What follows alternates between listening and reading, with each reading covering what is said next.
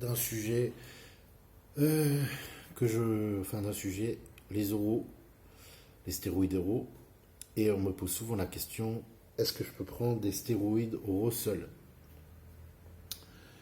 La réponse est oui, c'est possible, mais ce n'est pas conseillé. Voilà. Euh, En général, sur les forums, on explique qu'il faut prendre une testostérone avec votre prise d'oral. Pourquoi? Parce qu'en fait, déjà, les gens en général ne sont pas très assidus, d'accord? Et qu'il est plus simple, entre guillemets, techniquement parlant, de récupérer sa testo quand on prend un injectable, puisqu'on va faire un PCT après.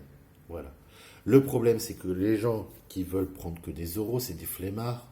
Donc déjà, ne vont pas faire de PCT. Et si on leur dit en plus qu'il faut, pendant la cure, encore prendre un traitement derrière et qu'il faut être assidu, ils vont pas le faire. Et en plus, ça va vous coûter plus cher qu'une cure avec de la testo.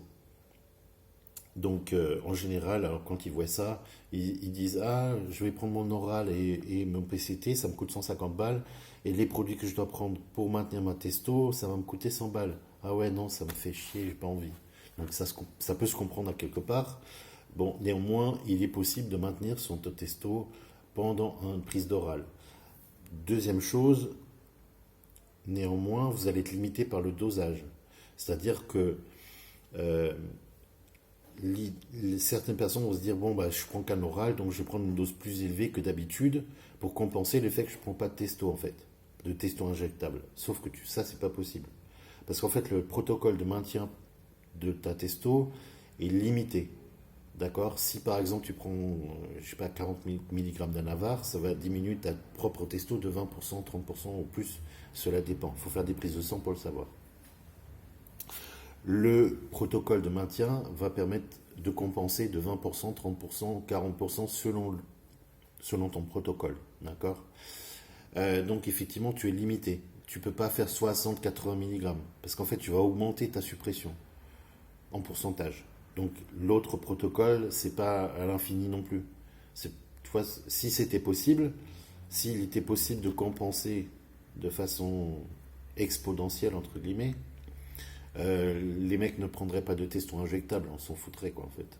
On prendrait tous le traitement pour maintenir sa propre testo en cachet. Et ça, c'est pas possible. Donc du coup, voilà. Donc c'est possible pour les personnes qui ne prennent ou ne veulent ou prennent que des oraux sans protocole de maintien. Je vous invite à faire très attention.